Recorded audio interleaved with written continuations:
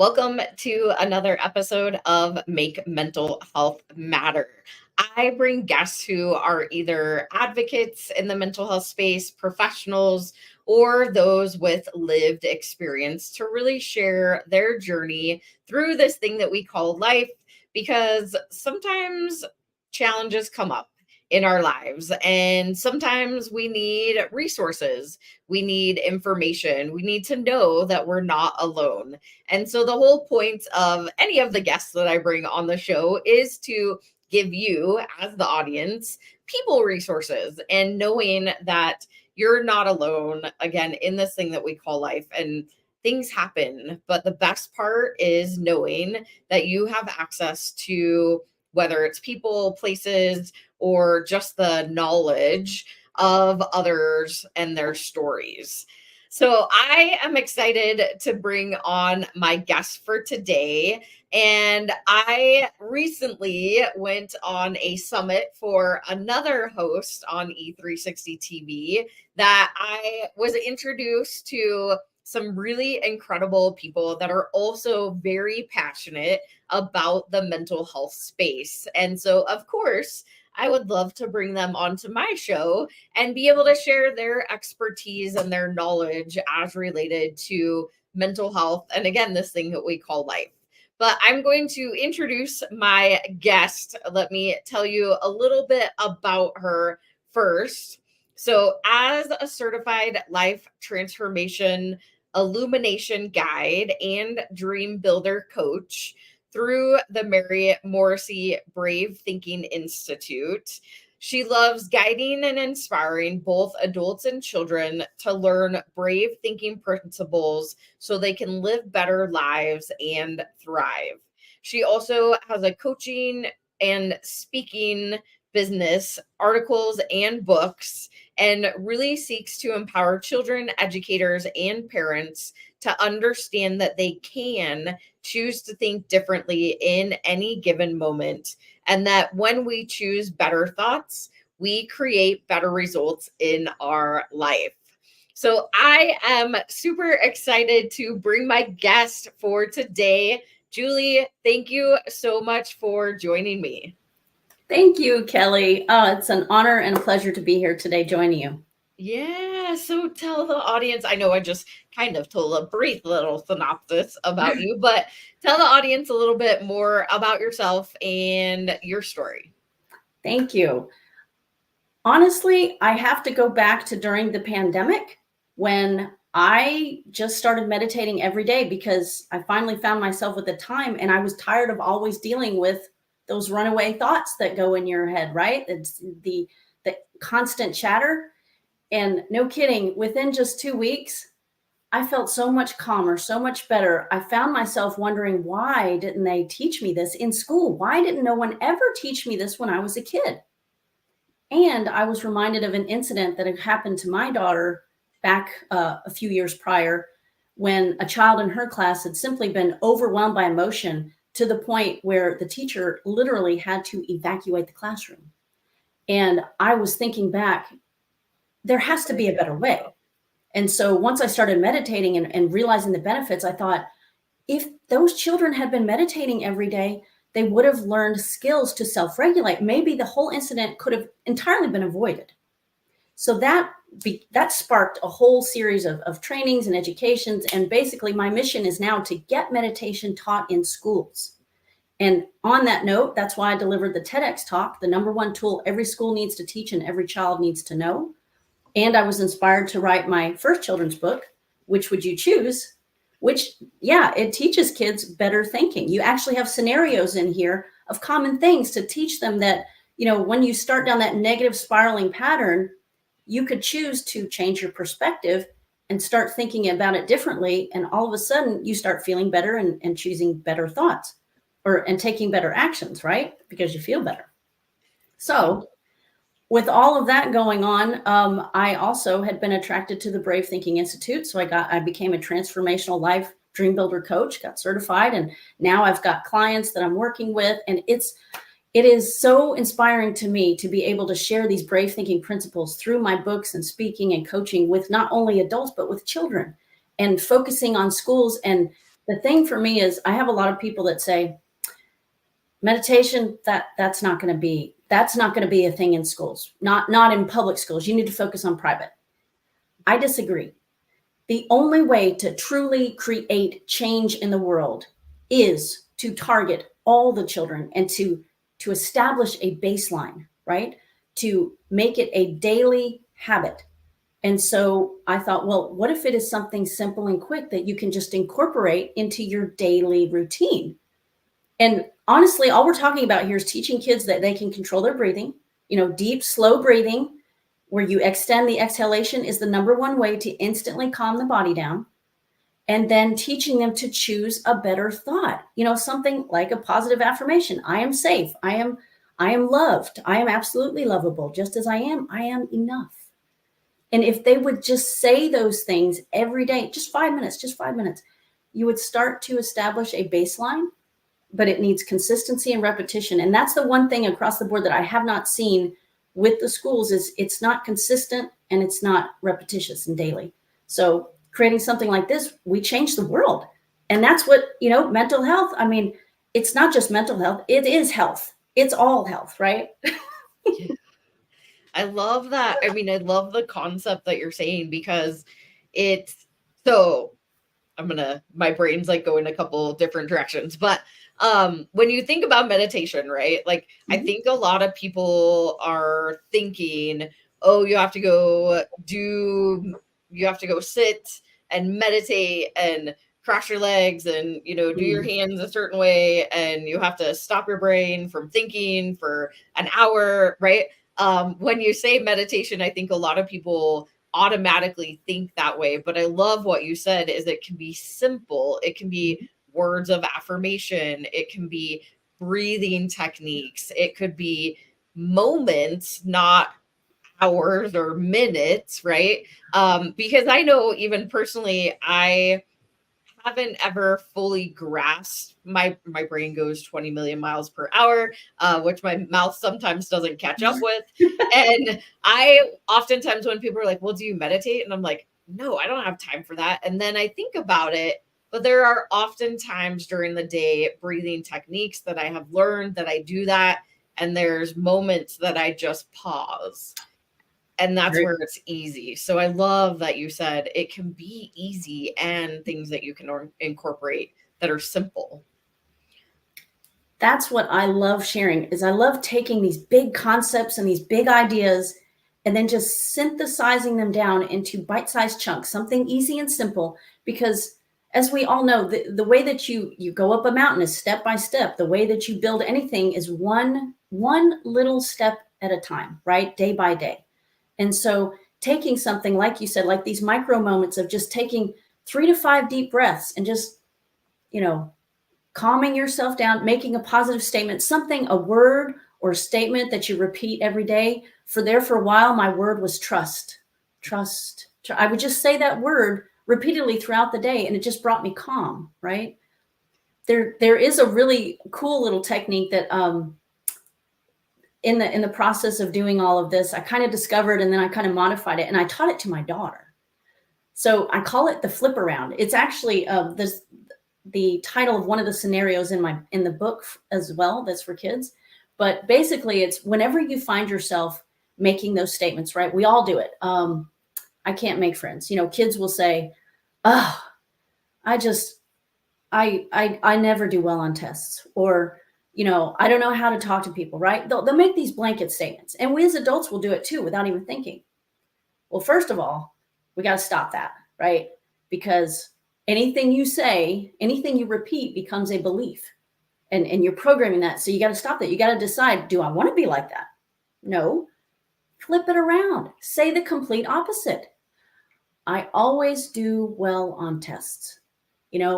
Everybody loves me, and I always get along with people. I am always good at making friends. You have to start saying something that you want, and then you say it more and more and more. And over time, you're going to start getting the feeling. At first, it's going to feel totally fake, right? It's going to feel like that's not true, but don't do that. Don't negate it, right? You can't negate it. You got to keep repeating it until you believe it. And then you are going to start seeing the results. You're going to start feeling better, and you're going to start seeing the evidence in your reality. That's how all reality is created ultimately. It's by our beliefs. But teaching that and getting people, and especially kids, to understand that, that's the trick. That's the trick that I like to work on. So I taught my daughter this trick. And when I first told her, she just kind of looked at me and she's like, she shrugged, she wandered off. And I was all excited. And I was like, oh, well, kids, right? Who knows? No kidding. About 4 weeks later, I pick her up from the pool. And at this time, she was, I think, about 7 or 8 years old. I picked her up from the pool and she came up. She was all excited. And she's like, Mommy, I did it. I did the underwater flip. And I was like, oh, that's wonderful. Tell me all about it. And so she starts telling me how she was working on, I don't know, it was the forward flip or the back flip, but she had done one of them. And so she was trying the other one and she thought it would be easy, but it wasn't. She was getting all frustrated and she started going down that negative spiral of, I can't do this. I'll never be able to do this. What was I thinking? Why should I even try? I'm so dumb. Terrible things, right? She said she was on the verge of getting out of the pool. And then she stopped and she told me, I did that thing you told me, Mommy. I was like, what thing? She said, say the opposite. I was like, the flip around? She's like, uh-huh. And I said, what did she say? And she said, I stopped and I said, no, I can do this. I know I can do this. I got this. And within like 3 tries, she had it. And then her friend showed up and, she taught them and they had a wonderful day. But I thought, we never know what kids are going to take in, right? We never know what they're going to remember at the right time. And I think that's important, is teaching them these tools early, even if they don't, even if they don't consistently meditate for the rest of their life. Chances are at some point they're going to revert back to it because they learned that tool when they were younger, and they're going to think, you know what? Like teenagers is what I'm thinking of. My life is so frustrating right now and I'm so overwhelmed. Maybe I should try that meditation thing I used to do. Yeah. Kids are such little sponges, especially when they're younger. And I didn't realize how much, especially, my son is almost about to be 9 and he absorbs way more than I thought he would. And there's been times, they've been taught breathing techniques before and he's mentioned them in the past. And that's a cool part. And it goes along with language. And if they're teaching them Spanish or another language, they just absorb it. And then at random times, it like pops back up. So I think that's cool. So the concept, which is something that I didn't understand up until I got a certification in neurolinguistic programming, was the thought process of positive versus negative. And I know back in the day, I used to always, that saying that's like, if I didn't have bad luck, I wouldn't have luck at all. I've heard so many people say that. And I used to say that. It's interesting when I scroll even through like a social media platform that I'm like, oh, this was one part of my life. And then you go to the next part of my life, which is now, and seeing how that shift from negative to positive has been so impactful just on my life. So I could only imagine with youth how we could really start to shift the whole, the whole paradox, I feel like, of negative to positive, and how this could be the simple tools that we can give them. And I'm totally on board. I think every kid, not just private schools, I think every school across America, nationwide, national, international, right? Should be able to adopt something that's easy. Yeah. Yeah. I love that your mission is to change the world with mental health. So I was just thinking, my mission is to get meditation and it's all mental health, right? And mental health affects our bodies. Scientists know it's the whole, the experiment that they've done, the placebo effect, right? And we all know that without the will to live and to survive and to get over, whatever the illness is, it doesn't happen, right? So yeah, our mental health is everything. And I totally agree with you. There are little tricks like the breathing technique, like the flip around. The other thing is just teaching kids the power of gratitude, because that really is the switch. I mean, anytime you're feeling down in any way, if you just start thinking about things that you're grateful for, more powerful, saying them out loud, writing them down, no kidding, within just, a few iterations there, a few things of thinking about, you're going to start feeling better. And then you get more that you feel better about, right? And then cultivating that attitude is really powerful. Yeah. So we're gonna go to a quick sponsored break, but once we come back, I want to chat more about the flip around and then like a little bit more detailed, and Sure. then like gratitude specifically too, just for anybody that maybe doesn't fully understand the concept. So we'll be right back after this quick sponsored break.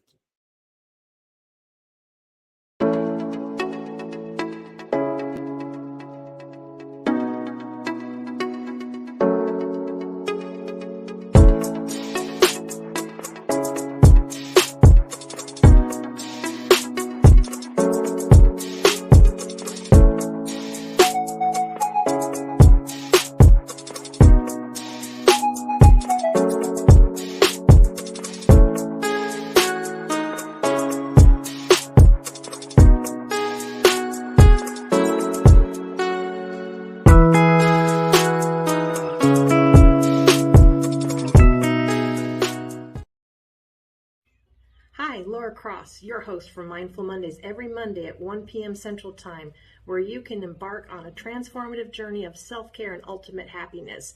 Tune in to the Voyage to Vitality channel on the Achieve TV network. Mindful Mondays with Laura Cross. Be there, be mindful, and join us on E360 TV. Hi everyone, I am Sinead from Brador. I'm from Johannesburg, South Africa. Please join me in my Power Hour every Sunday, 12 o'clock Pacific Standard Time on E360 TV. Mwah! And like that, we're back. If you happen to be just joining us, thank you so much for watching the Make Mental Health Matter show. I have my guest, Julie, and we are chatting about really this idea of implementing meditation into schools and really making it easy for youth to adopt this idea of either changing from negative thought into positive thought, which Julie calls the flip around, or just really simple breathing exercises. And then we started talking about gratitude practice. And so the thoughts that always pop into my head, because the community that I specifically work with the most are people who are potentially really struggling themselves, and or they have somebody in their life that is really struggling. So the concept of gratitude sometimes can be challenging. And I know that you wrote the kids' book. So when we're talking about gratitude with youth or adolescents, what is the best way to explain that concept to them? Other than the only thing that popped into my head was like manners. We teach them manners. But how would you explain gratitude?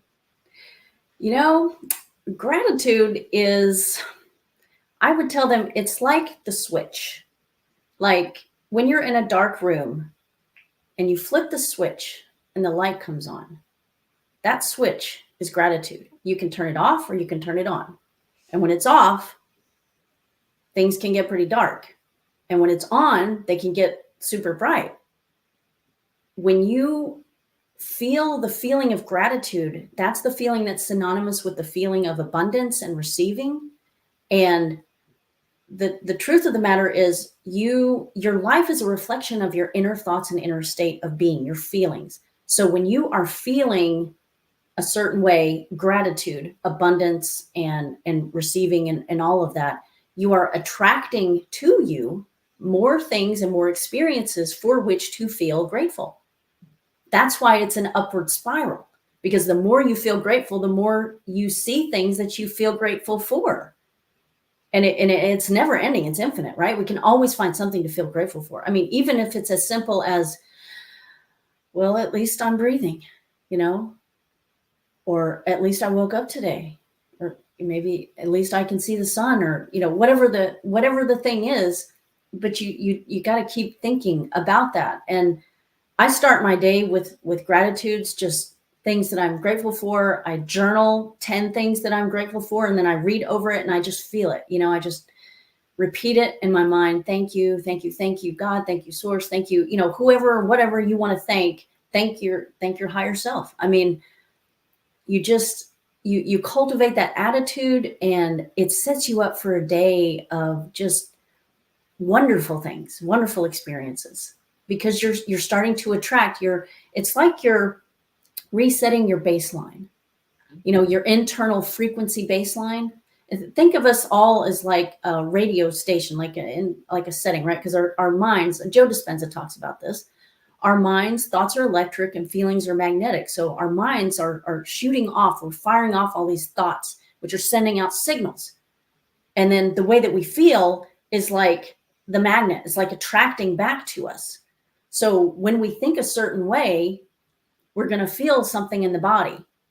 And that kind of thought loop, that feedback loop, is attracting to us. And so that's how you know what you're thinking. You see what you're getting in your reality.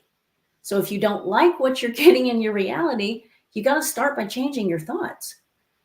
And that's why, for me, the flip around is you start becoming aware.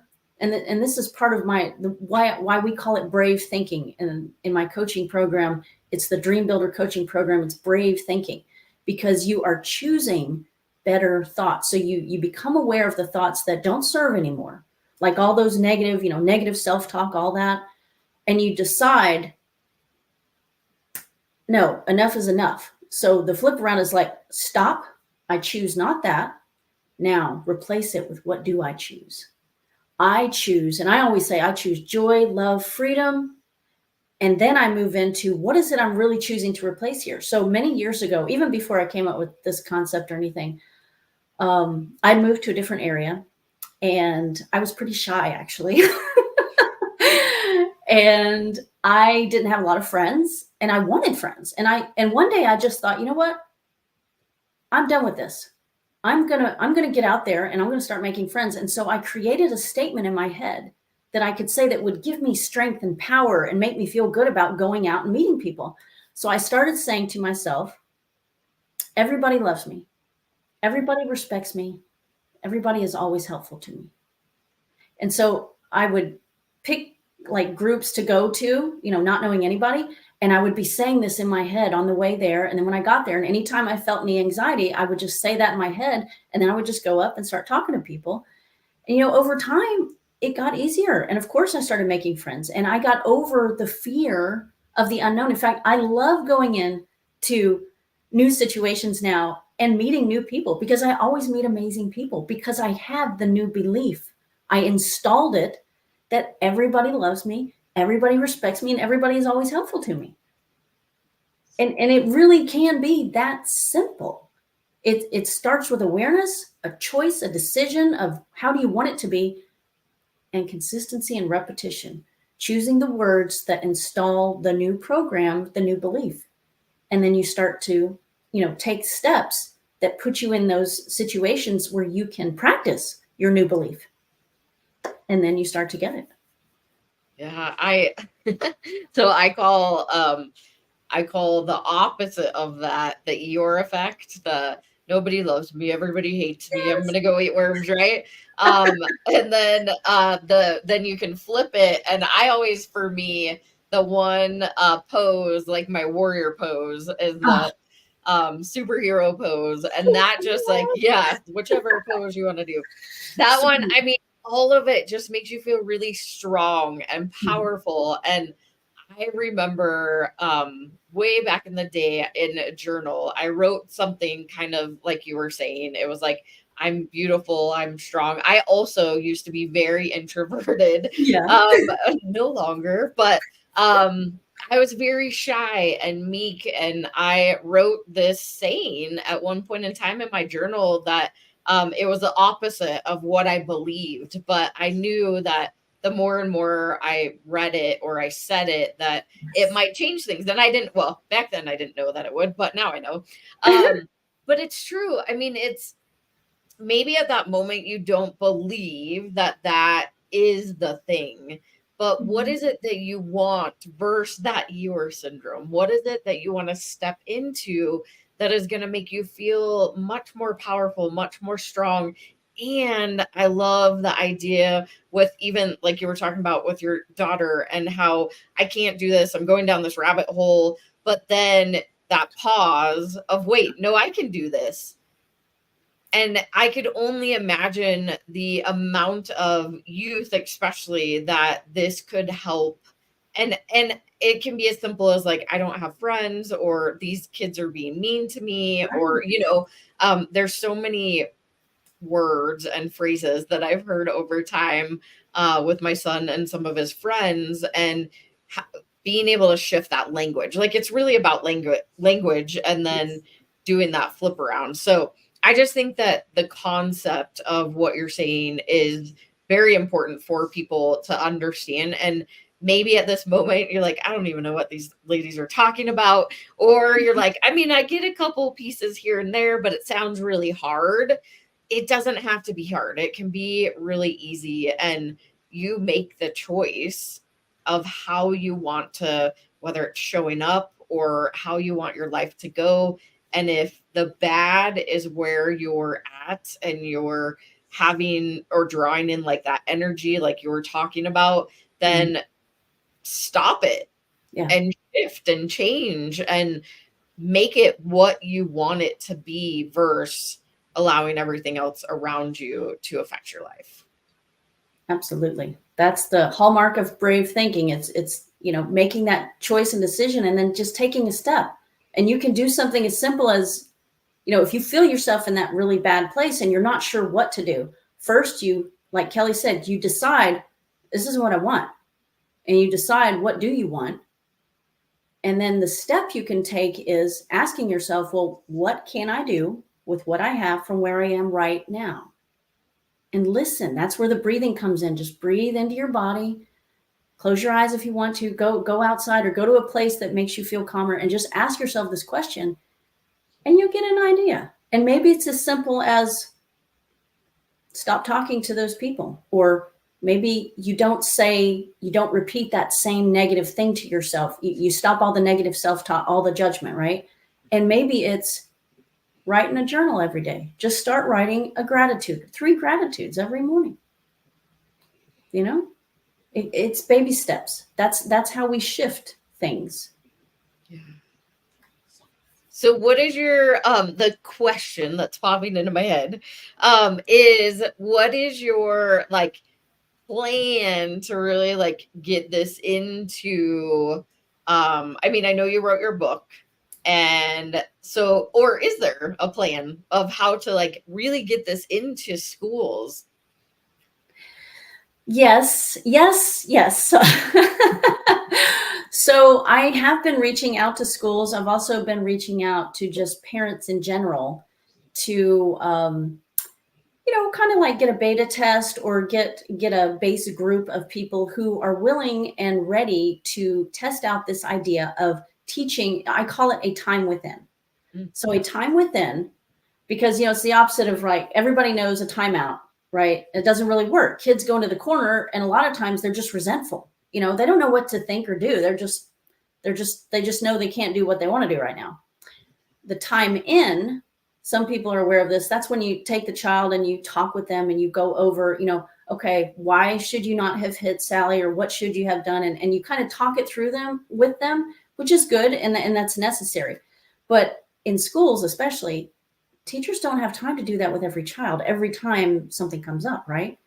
So by teaching them a time within, children are learning to self-regulate. And when I say time within, what we're doing is we're teaching kids to have this baseline of feeling like, I do belong, I do matter, I am unique, and I am here with a unique gift. Each one of us is here with a unique gift. I believe that. I know that's to be true. So when you have that belief and that feeling, you're much more likely to take a step back. When you're in a situation that's escalating, getting out of control, maybe you're feeling anxious and you raise your hand and you say, teacher, can I go to the connect corner and take a time within? And the teacher's, sure. And now the child knows because they've learned skills. So it just starts with the deep breathing, right? You start with the breathing to connect in with your heart, calm the body, and it quiets the mind. Then you start installing those new thoughts, right? They start repeating, okay, I am safe, I'm enough, I'm loved. And then they might start choosing different things. I can do anything. I'm always good at making friends. I know I can accomplish, or I can handle whatever comes my way, right? The positive self-talk. And they can visualize, something that brings them pure love and joy. That's all. I mean, for some kids, that might be a minute. For other kids, it might be 10 minutes. It's fine. They're learning to do this because this is a skill that everybody can learn. And when everybody's learning it, then, classrooms, your home life, everything is going to be much, much smoother. Kids are going to the interactions will be better. There will be more learning time, more fun learning time, because kids are able to, regulate their emotional overwhelm and all of that. So that's the concept. And so what I've been doing is reaching out to schools, like I said, teachers, parents, and having them test out the program and give me feedback. So that's kind of the stage I'm at right now. But as I continue to move forward, I'm looking at getting this implemented in a classroom and having that be, like the whole, like for an entire semester, right? Say the first half of a year, and having that be the real proof. And then, starting to go to school boards, starting to go to the education department. I mean, hey, sky's the limit. It's beyond. It's the universe, right? Yeah. I think the thing that popped into my head as you were saying that too is that especially in schools, right? That, like you said, there isn't always time for implementing these things. So making them simple is perfect.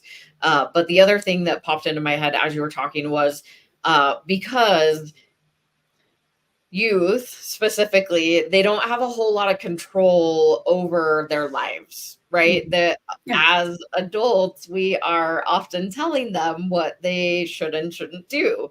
And emotional regulation, I feel like, and I may or may not be right, but I feel like it's getting worse. I don't feel like it's getting better because of social media and all the stimulants that we have today, that our attention span is getting shorter. And there's so many things in this world today that they have to deal with that we didn't have to deal with when we grew up. And so I think that starting to implement, although we're still ingrained in the foundations of school, especially public schools, right? Like I get there's certain things that you have to follow, right? But I think we really need to start opening up to alternative modalities is a word that pops into my head, but that's not right. But alternative ways of learning. Absolutely. No, you're right. The thing is, we have the ability to offer and to explore different modalities of learning, also different, I would say, it's not just, it's life skills. It's, it's like understanding how thoughts and feelings work together. And the basic skills that we have as human beings that we can use, our like voice, our voices are powerful. It's the easiest way to do sound healing. I mean, that's something I've been exploring recently, and that's a real thing. People, doctors, not just doctors, but there are people out there doing this. It's becoming mainstream. And I'm just thrilled about that. Teaching kids that the power of your breath to calm the body, the power of choosing thoughts, the power of your voice to, humming to heal, imagining, lights and colors. And it's, when I was growing up, these were the woo-woo things, right? And I'm so thrilled that now, I was that kid that was like, oh, yoga, or oh, meditation. Yeah, right. That's what the weirdos do. That now I'm the biggest proponent. And I love that. because, I had to go through and learn and discover what is it all about. And it really is powerful. And honestly, I think one of the reasons why, human beings, we like to make things complicated, right? And, we're so easily distracted by the shiny objects and all the distractions, that understanding that these simple tools, sometimes the simplest thing is the hardest thing to do, to just sit and be. And it's not so much about clearing your mind, it's just being present. Our minds are so focused on projecting the future or worrying about the past. Just being present, that's the beauty. And that's the real trick of why focusing on your breathing is so powerful, because it brings you present and in the body. And that's the first step to quieting the mind and to really feeling your connection to life, to just the fact that you're here and you're a beautiful human being with a purpose. And you know what? You don't have to know what that purpose is right now. That's not what it's about. It's the journey. It's discovering things along the way. So just accepting that and loving that and feeling into that and being in love with your life. That's what I think I really want kids to understand is it's life. Everything you do matters. It really does. And simply by being, by your feelings, you are affecting the world. Now, I love it too that our science has caught up to these things, so we can actually, like, there are many scientists, Joe Dispenza and other scientists, who are mapping the brain and watching what happens when you do meditation, but also the heart. When you do meditation, the heart is 10 times more powerful. Like the electric field, I guess, that comes out is like 10 times bigger than just from thoughts. So think about that. When you're feeling that love in your heart, you're affecting so much around you, right? You're affecting the world. And so just by feeling gratitude every day, you are improving the world. I think that's a beautiful concept that everybody should know. Yeah, absolutely. So we're going to go to one more quick sponsored break, but we'll chat a little bit more about that once we get back. So we'll be right back after this quick sponsored break.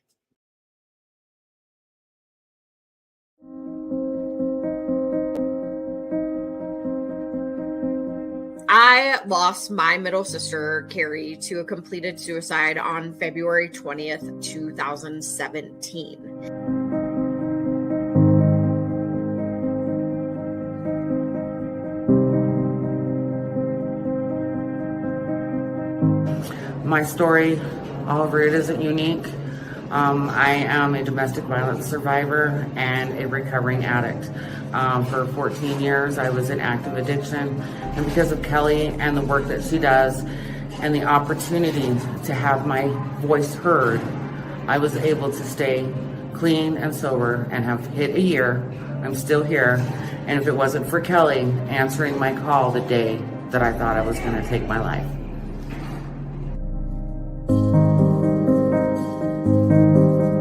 Curious, and I know that I've heard a lot in the BIPOC community, it is very hush hush. It's like one of those things that you don't talk about. Like, you literally feel like it's not a conversation you can have. So can you talk a little bit more about that? First, shout out to Kelli, because I'm glad that she asked the question. I researched you before I went on your show, and I saw how real and authentic you were. And I just appreciate the question, because it is different and we have to have tough, courageous conversations. So yes, I always say I'm a triple diversity threat. I'm a Black woman with multiple disabilities. Now, I'm not really a threat, but to other people, I may be, because people fear the unknown and what they're uncomfortable with.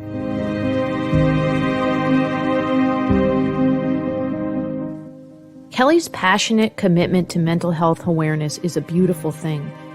It's clear in her social media posts, it's clear in the resources that she puts together, in the activities that she provides, her collaboration with organizations, and the consistent way that she continues to deliver a message, encouraging people to understand that they can share openly and to break the stigma around mental health.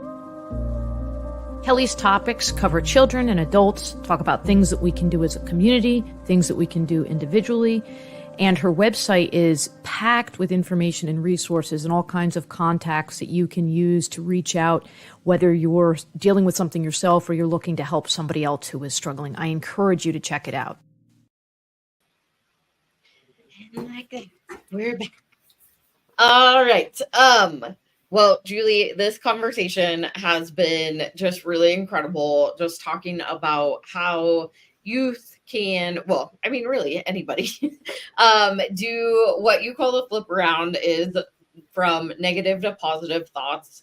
We really are in control as humans with how we want to think and what energies we draw in. And I'm like, what is the question? There was a question that had popped into my head right before we went to the break, and then I think I forgot. That's okay. It'll come back. Okay. I would love to know, so when somebody comes and works with you, what does that look like?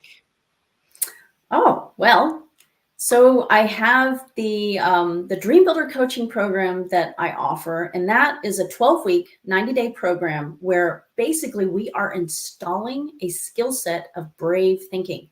So I like to explain it as, you're not just going from, like if we work together, Kelli, it's not just Kelli 2.0. This is Kelli 10X. Like we are 10Xing you. We are upgrading your software, your subconscious, your thinking system to where now you start to see the world differently from a brave thinking perspective, and it affects every area of your life. So you start to see improvements in all areas of your life because you're making better choices, because you're thinking differently, and you're getting better results in your life. And that affects everyone around you too. And plus it's a skill set so you can start achieving your goals and dreams again and again for the rest of your life and helping everyone that you love, your family and friends. So that's it's a program that includes weekly videos, a workbook, and one-on-one coaching with me, and or group coaching. It depends on how many people I have at any given time. But I love coaching, and sharing these brave thinking principles with people is definitely my passion. Now, on the children's side, what it looks like is me going into the classrooms and into schools and working with teachers, either training the teachers, but also demonstrating in the classrooms with the kids, how to teach a time within, how to share with them these little nuggets and these little tips and techniques. I have what's called the technique of the week, where I just do a little short video of something like the flip around, or I love the bubble. Everybody loves the bubble. There's other techniques that I do that I just share. There's one that's a lot like Mel Robbins did the 5, what is it? The countdown to 5, what? 5-second rule. Thank you. The 5-second rule. So I was like, yes, I love that. But what I do is I high five myself in the mirror, and I count down, 5-second rule, and I say, stop. I choose not that. I choose to be phenomenal. And then I, high five myself, and it's kind of a blending of the flip around and the 5-second rule. But so anyway, so I send out these videos with these techniques that you can share with the kids and work on it throughout the week. And it's a work in progress right now, or I would say a program in development, because there's so many things that I love to include, like the gratitude. Like each week I include a different way of expressing gratitude. Mm-hmm. So it could be something you do mentally. It could be like at night, just holding a rock, like Rhonda Byrne teaches in her book, The Magic, where you think of the one thing during the day that you're most grateful for, and then you just say, thank you, thank you, thank you, But what that practice does is not only does it get you in the feeling of gratitude right before you go to sleep, which is really powerful, but it gets you to go back through your day and remember all the things that you're grateful for really quickly too. And I always think of more than one thing. And then I'm like, well, what's the number one thing? Okay, it's that one, right? It's fun. That's amazing. And so if somebody wants to work with you or find you, what is the best way that they can do that? The best thing would be to go to my website. I have everything on the website. So that's www.juliedanauthor.com. So juliedann.author.com, right? And on there, you can join. I have a monthly success masterclass online. It's free. It's and that's where I go through like the first 3 principles in Brave Thinking, but it gives you actionable items and tools that you can use and implement right now in your life to start moving, to bust through blocks and self-sabotaging behavior and start moving towards your goals and dreams. And then I also offer a free clarity call, which is if you just want to dive in deep right now on some issue that's giving you trouble, book a call. Go to my calendar and book a call, and we'll just go through. We'll have a conversation. And I do send out a questionnaire in the beginning to help you focus your thoughts. So everybody loves the questionnaire because they're like, oh, it's really helpful. But it gets you to focus on what it is you want so you get the most out of that call. And I have other free resources, a nighttime meditation, coloring pages to go with the book, all kinds of things. So definitely, I'd love to talk with people. Just reach out. Awesome. Well, this was such a wonderful conversation. I'm so glad that you were able to come on and share really quick, simple things that people can really start to utilize, and then also the way that they can find you. So thank you so much for being on as my guest today. Oh, thank you, Kelly. And thank you so much for what you are doing, for your mission, for helping people, and, helping everybody know that every life matters. Yeah. Every life matters. And thank you. Thank you. All right, y'all. That was another amazing episode of Make Mental Health Matter.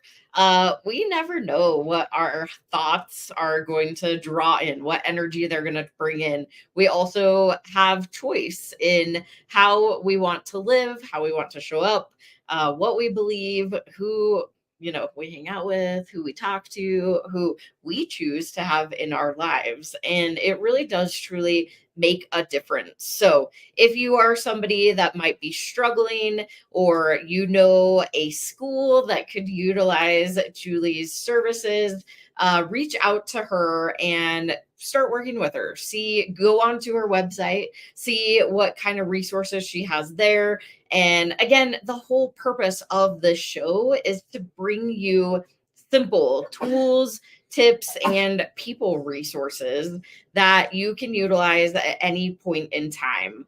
We all have challenges that happen in life, and it's really cool to know that there are people out there that really truly want to help, and you can shift out of whatever that negative situation that you're in, utilizing some pretty simple tools like breathing, the flip around, or just practicing gratitude. You don't know how impactful it can be until you really start practicing. Trust me, I've been there, done that, and it shifted my whole entire life. So practice gratitude and a couple other things that we talked about. No matter what you do, make sure you come back next Monday. I have another incredible guest. And as a reminder, this goes live on E360 TV at 5 p.m. on Mondays, and also on Dream Vision 7 Radio at 5 a.m. and 5 p.m. Mountain Time on Mondays. You can simply say, listen to Dream Vision 7 Radio. Alexa, you gotta say her name first, but I don't want to say it because she might respond. But either way, no matter if you're listening or you're watching, I will see you next week.